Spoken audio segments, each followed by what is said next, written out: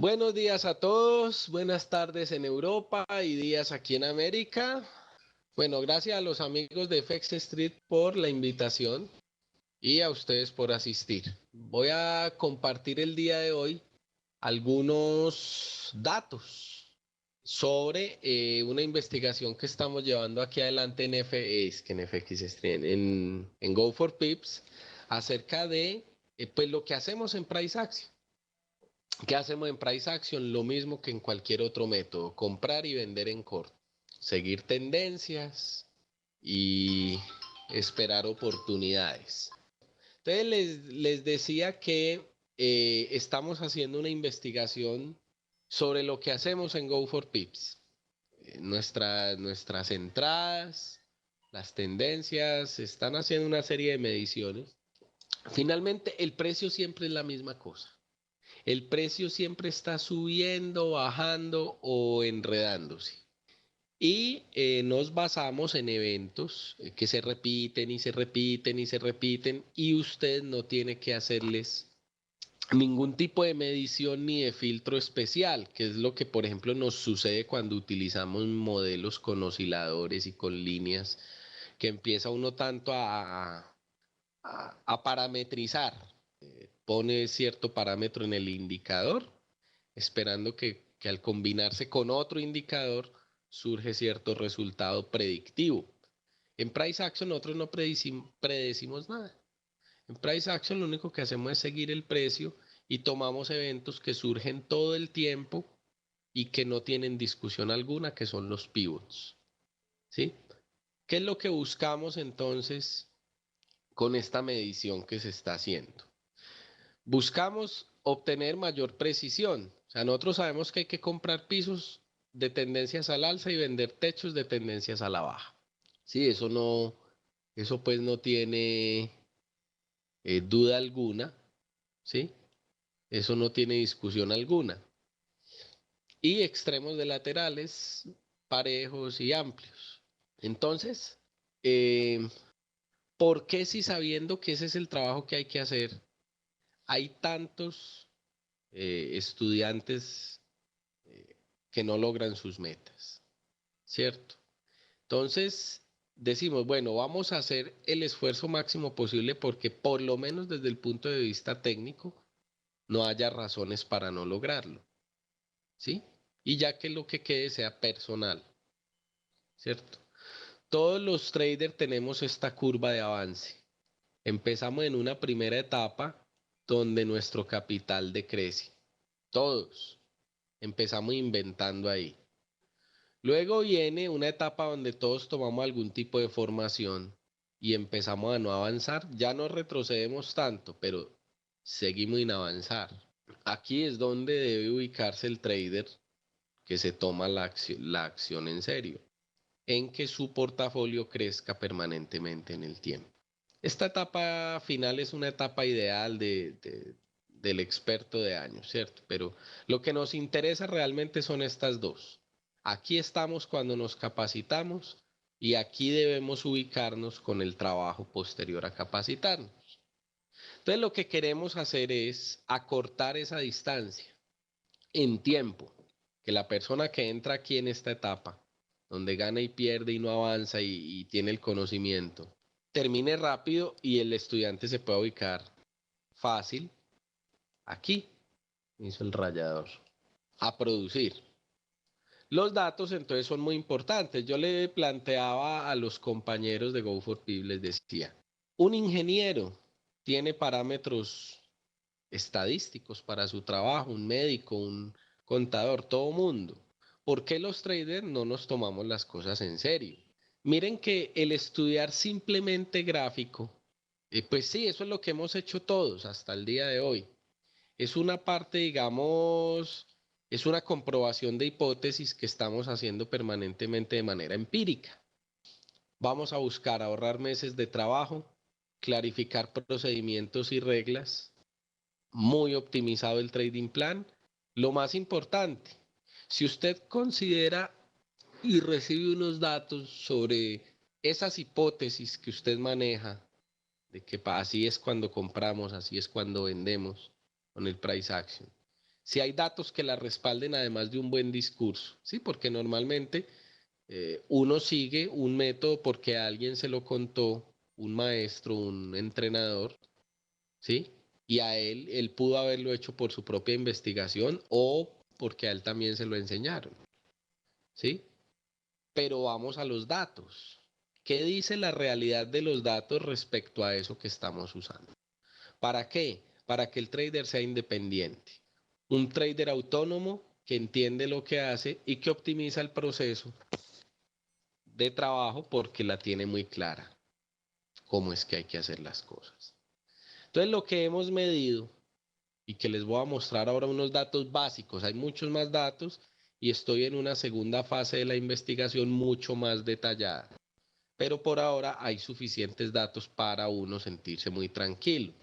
Decía yo a los estudiantes, un método que usted al 100% de los eventos le da más del 60% bueno, es bien. Ahora, ninguno de nosotros va a tomar el 100% de los eventos.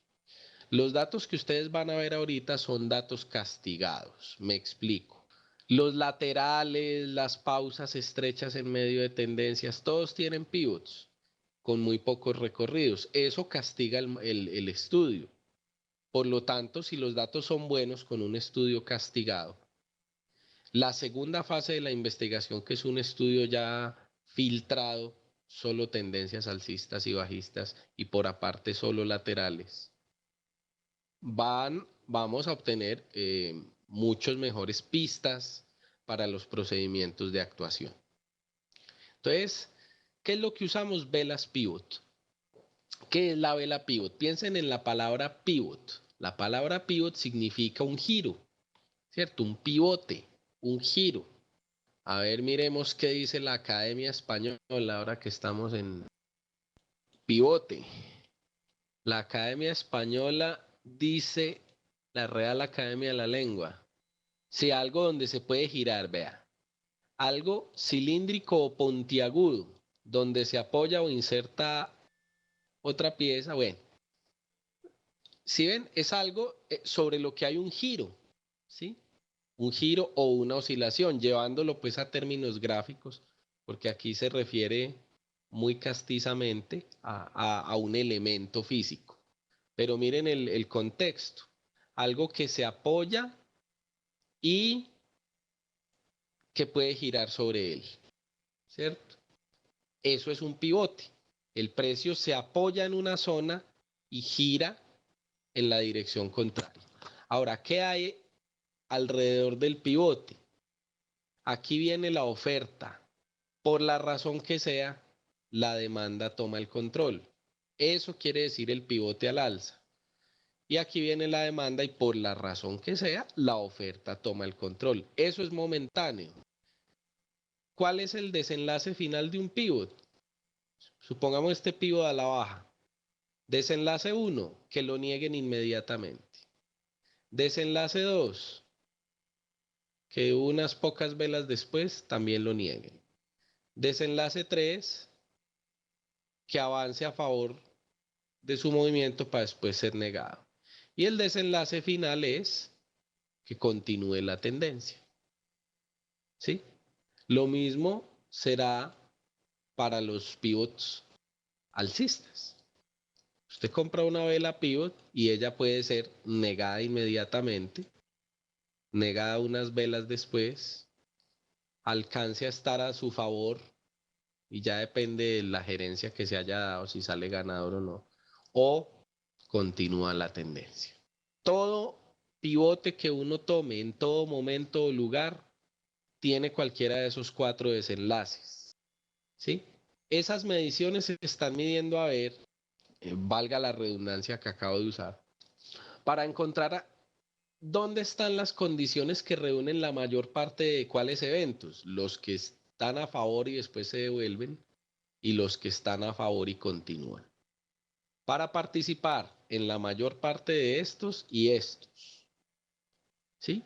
Y para encontrar aquellas condiciones que cierran de golpe con stop o no le avanza ni unas pocas velas después le cierra con stop, ¿sí? No se trata de eliminar estas dos condiciones de desempeño, eso siempre nos acompañará, ¿sí? Los stops son algo inevitable, pero si podemos reducir el riesgo, es decir, encontrar aquellas condiciones técnicas de price action que dicen, vea, los pivotes que más fallan están bajo estas condiciones, los que mejor funcionan están bajo estas otras, ¿sí? Por ahora, ustedes van a ver unas cifras que muestran simplemente que los pivotes funcionan. De hecho, funcionan también que nosotros lo hemos venido usando hace años, los pivotes.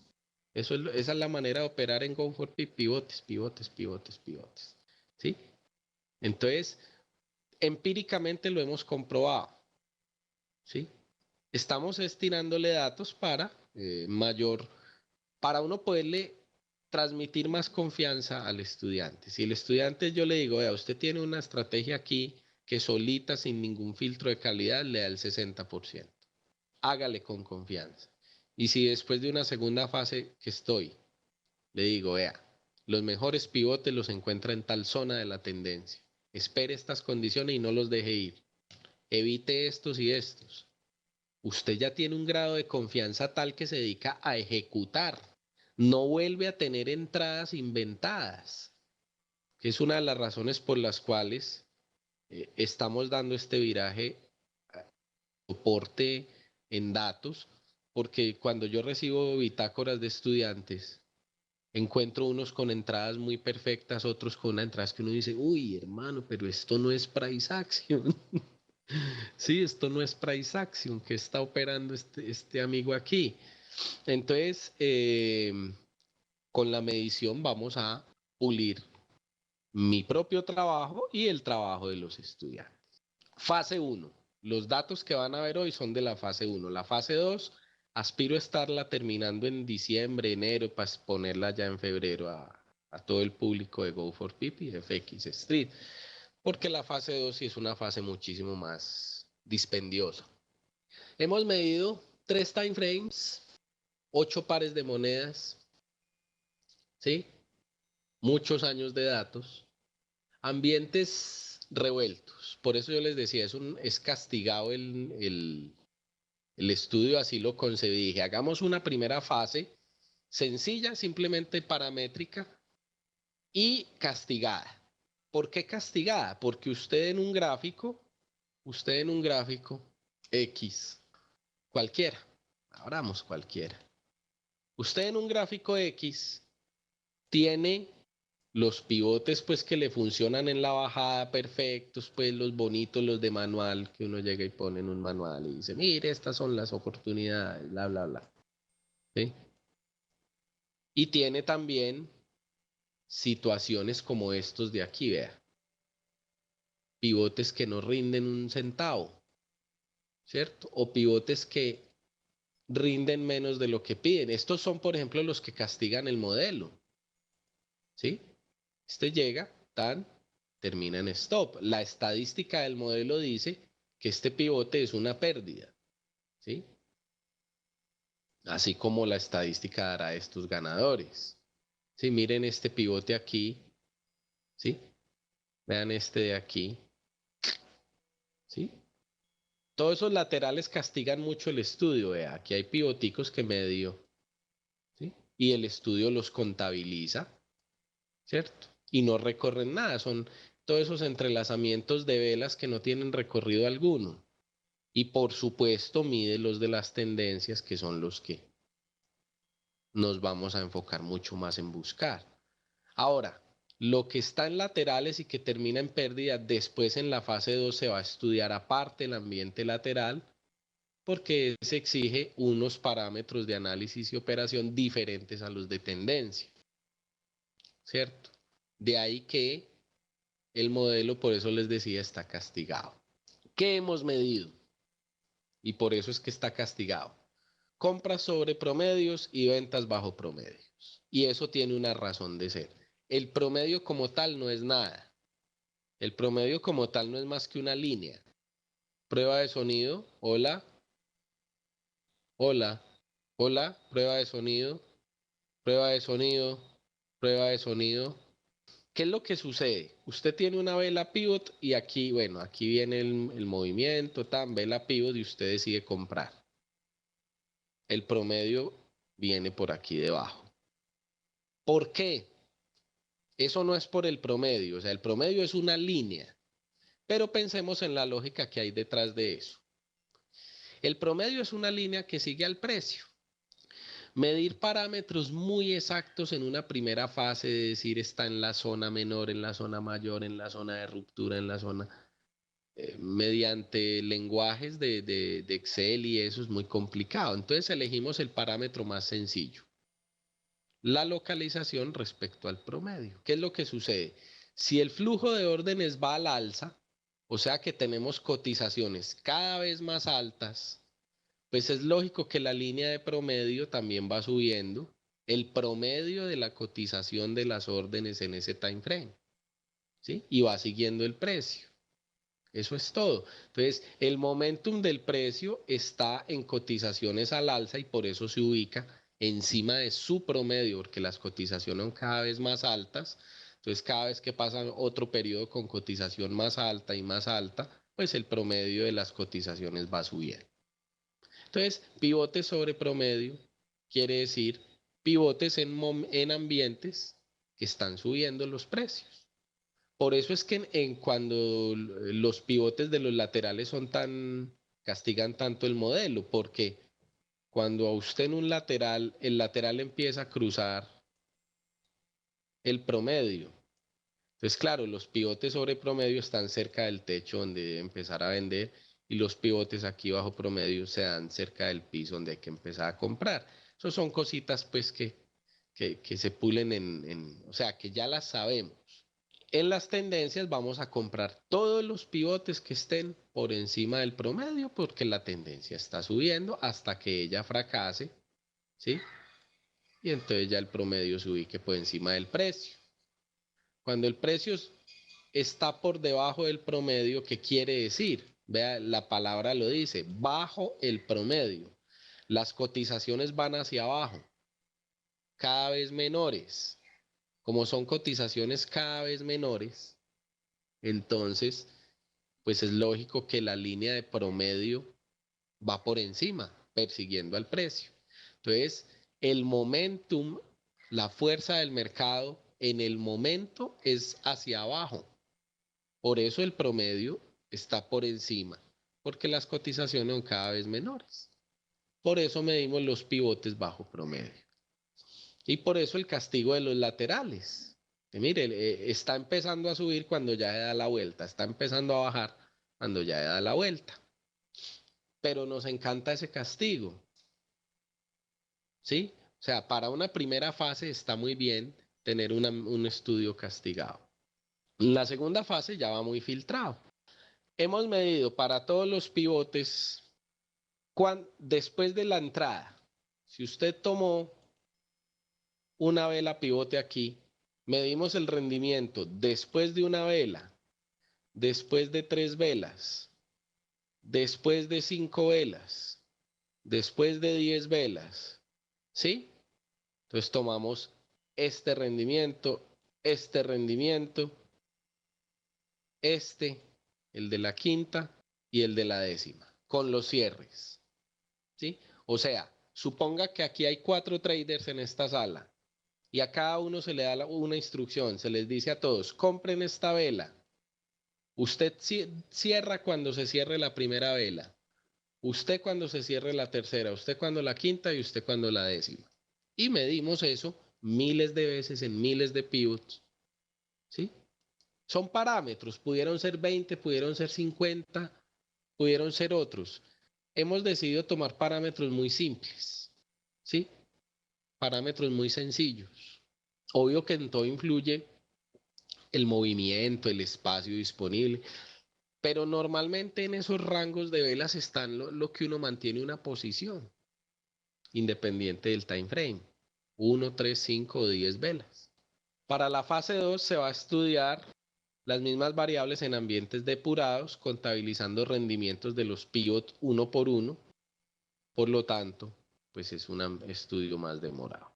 ¿Qué queremos? Generar confianza en el método, generar comprensión de la dinámica de los precios según el ambiente, simplificar el trabajo, obtener procedimientos expeditos de actuación y ahorrar tiempo. Ahora sí vamos a los datos que ustedes quieren ver. ¿En dónde se concentran más las tendencias?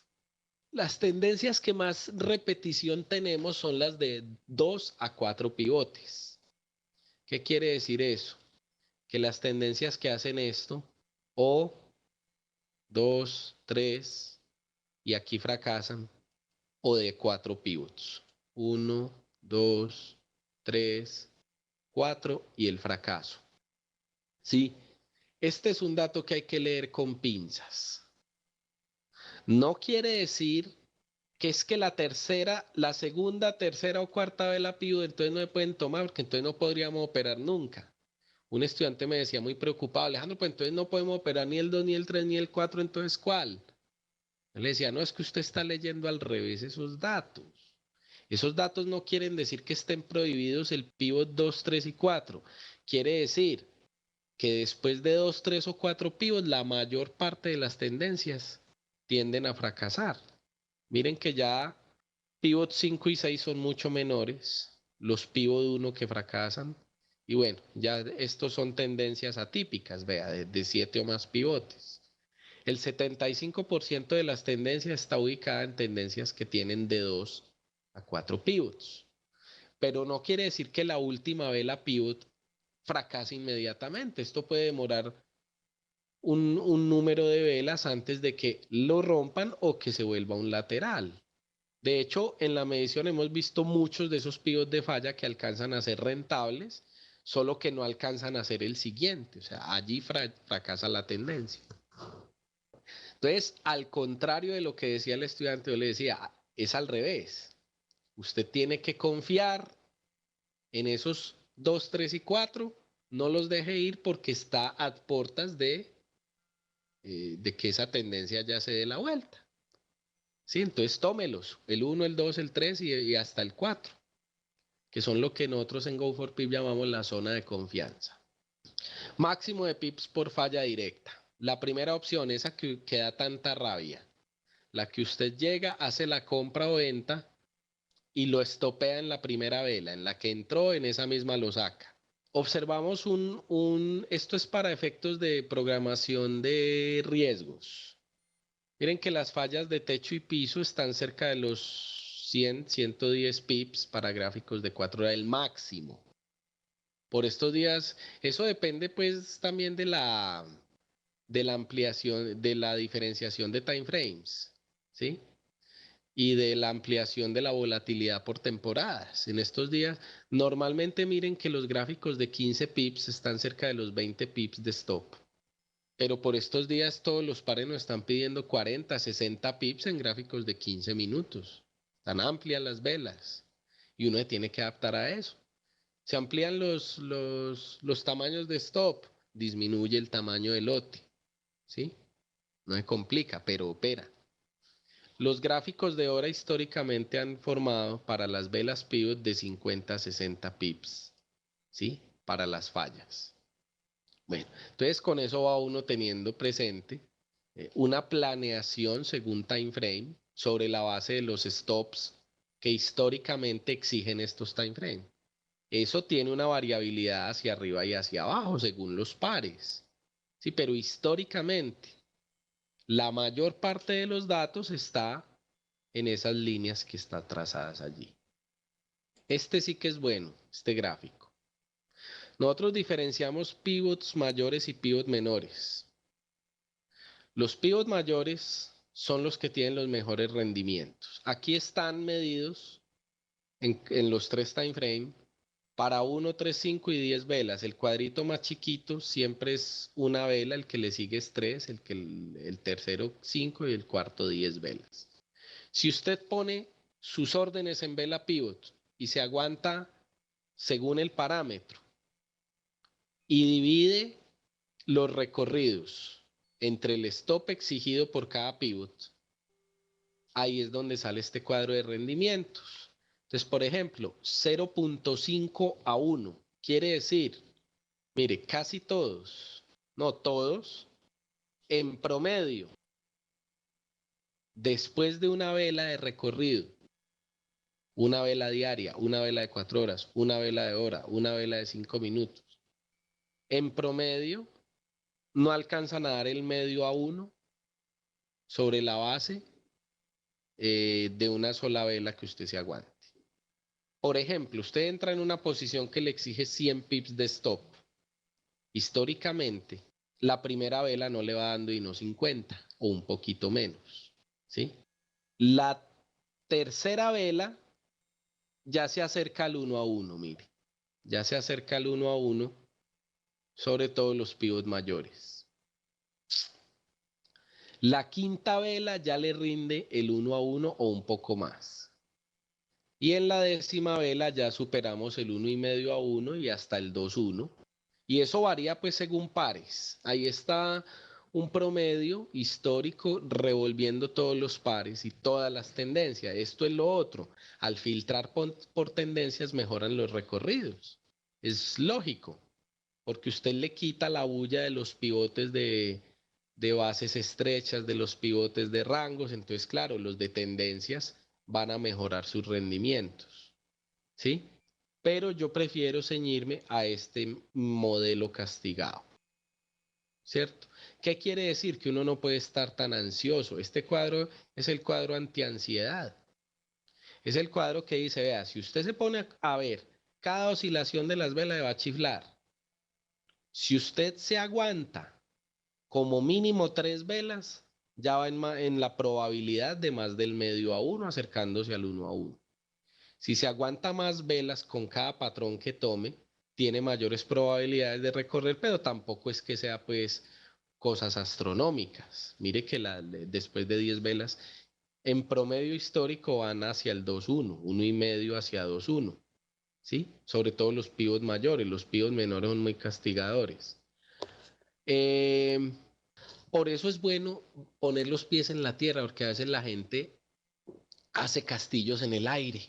Entonces cogen, toman un gráfico, estudian, si yo hubiera vendido aquí arriba y me hubiera aguantado, y es más, no es ni el pivot, sino aquí en la puntica, y si me lo hubiera aguantado hasta aquí abajo, eran 390 por 20, eso era entonces un 19 a 1, ¿sí?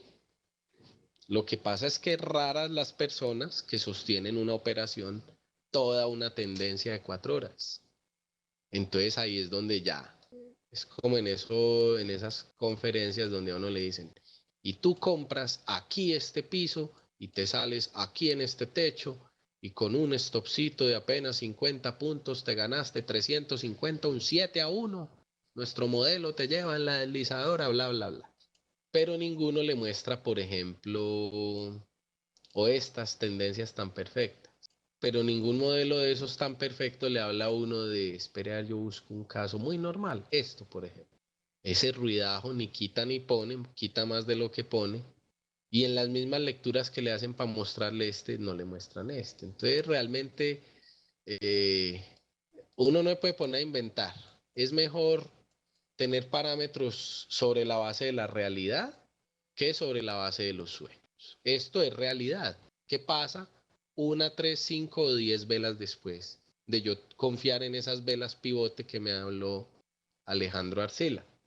Este gráfico es clave, es el gráfico de Averas, el que vimos anterior, el de promedio de rendimiento. Este es el de promedio de efectividad. Miren que eh, la mitad de los datos sin filtrar tendencias, la mitad de los datos son ganancias. O sea, tirado todo ahí, ¡buf! ¿Cierto? Sin usted depurar, como les digo yo, si hiciera un robot que le cogiera todas las velas pivote, debería tener unos resultados aproximados del 50% ganadoras, un 20% perdedoras y entre el 20 y el 30 son draws. Los draws son ganancias o pérdidas chiquitas. ¿Qué quiere decir eso? Que no alcanzan a hacer stop loss y que no alcanzan tampoco a llegar a límites en esos 10 periodos. ¿sí? En esos 1, 3, 5, 10 periodos. Entonces es muy chévere saber que usted sabe que usted tiene la mitad de los eventos a su favor. La otra mitad se distribuyen entre pérdidas de un solo golpe y posibilidades de ganancias o pérdidas que no suman ni restan mucho. ¿Sí? Como les dije, el estudio es castigado. La segunda fase, que es depurado, que de hecho eso es lo que hacemos en el trading room, que llegamos a depurar: esto está enredado, no se mira, esto está enredado, no se mira, esto está claro, vamos a seguirlo.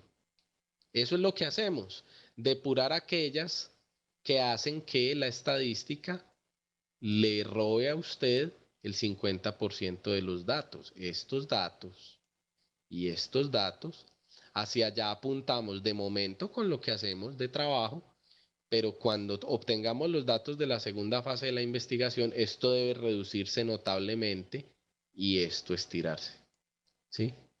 Porque aquí ya, esto a mí me encanta este gráfico. Alguien con una visión pesimista ya apenas la mitad ganan, ¿sí?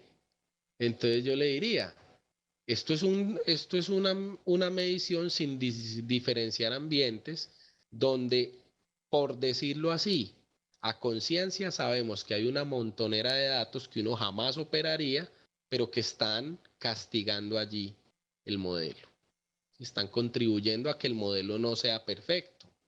Que es que uno llegaría a hacer una medición solo seleccionando pivotes bonitos. Entonces, entonces midamos este, y entonces midamos este otro, y entonces midamos este otro, todos los bonitos, y los que señalé ahorita de esta bajada. Entonces, claro, le da usted una estadística perfecta, espectacular, usted queda obnubilado, y cuando llega a la realidad viene y opera este, y entonces lo golpea la realidad. Ay, pero si eso decía que el 97% ganaban, ¿sí? Entonces es mejor uno, una medición de estas, castigarla un poquito en una fase inicial y después la depuramos. Entonces, estos son datos castigados. Por tipos de pivots. Miren que al diferenciar por tipos de pivots, miren los números de abajo, estos dos: pivot mayor de techo y pivot mayor de piso. Ya las ganancias aumentan al 60% y se mantienen en el 50% las de los pivots menores. Por su parte, los draws, que son los azules, disminuyen casi al nivel de la... Mire, le ganamos un 10% con solo poner ese filtro de los pivots mayores. O sea, lo que uno vea que tiene posibilidad de convertirse en pivot mayor, debería tomarlo. Lo que ve que tiene todavía posibilidad de pivot menor, pues está más factible de que le salga un draw. Mire que las pérdidas son más o menos parejas, ¿no? No varían mucho entre tipos de pivots, están alrededor del 20. A los que les quitamos entonces con los mayores fue a quienes, a los empates estos, a las ganancias o pérdidas chiquitas les recortamos solo con usar pivots mayores. Los pivots menores son más castigadorcitos. Los promedios de recorrido, ¿sí? Para diferentes time frames. Miren pues cómo los gráficos de 15 minutos, eso es un promedio. Los gráficos de 15 minutos tienen un promedio pequeño de recorrido, ¿sí? Eh, Aumenta un poco más con los gráficos de hora y bueno, y los de 4 horas. Ahora hay que tener presente algo. Estos son datos castigados, ¿sí? Ahí están involucrados todos los pivots de rangos y eso. Entonces también es para uno no hacerse como falsas expectativas, ¿cierto? Falsas expectativas de que todas las operaciones le van a dar 200 pips.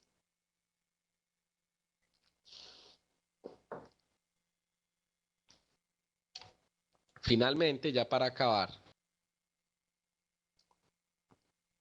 ¿sí? Los pips promedio después de 5 velas.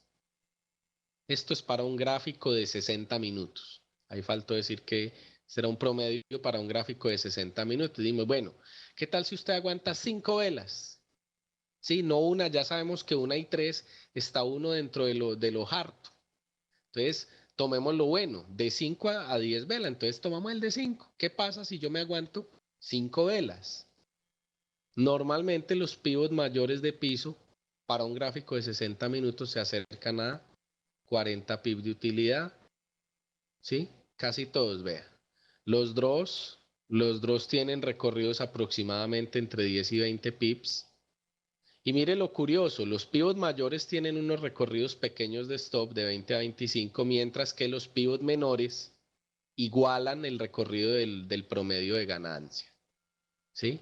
Por eso los pivots menores son menos recomendables. Bueno, con esto termina la charla de hoy. Eh, pues como de todos los temas que a uno le gustan, puedo hablarles una semana sin parar. Eh, muchas gracias, espero pues que estos daticos les hayan servido. Gracias a los amigos de FC Street por el espacio y espero vernos en la próxima oportunidad.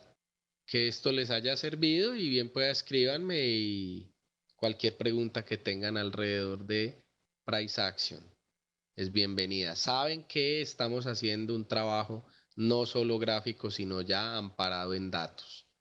Eso es en aras de los buenos resultados de nuestros estudiantes. Feliz noche en España, feliz tarde en América a todos ustedes. Chao.